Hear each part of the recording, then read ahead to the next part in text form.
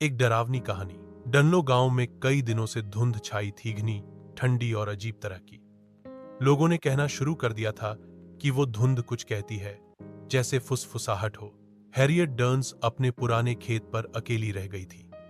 बाकी परिवार डर कर जा चुके थे। रात की आवाजें, गायब होते जानवर, सूखती फसलें। मगर हैरियट जिद्दी थी। उसके पास 3 गायें थीं, बेस्सी, मॉड और एक जिसे सब काली कहते थे। कोई नहीं जानता था वो कब आई थी। वो बस हमेशा वहीं थी, बड़ी, काली, शांत। उसकी आंखों में कुछ गलत था, कुछ बहुत पुराना। एक सुबह हैरियट ने देखा कि बेस्सी मरी पड़ी थी।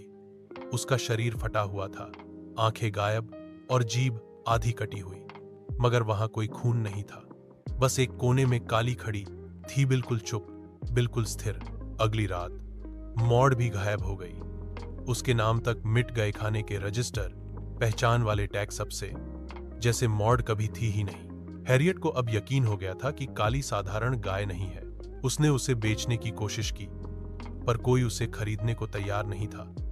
कुछ तो उसे देखकर उल्टी कर गए। गांव वालों ने खेत की ओर आना बंद कर दिया। एक रात धुंध घर के अंदर तक घुस आई। हैरियट को नीचे तहखाने में खुरों के निशान मिले।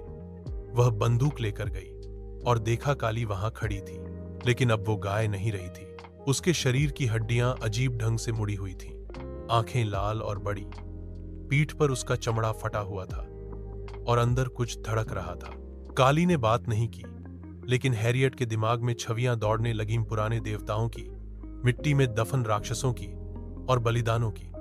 हैरियट भागी, लेकिन तहखाना बंद हो गया। उसके पीछे वो चीज सीढ़ियों पर चढ़ती आ रही थी।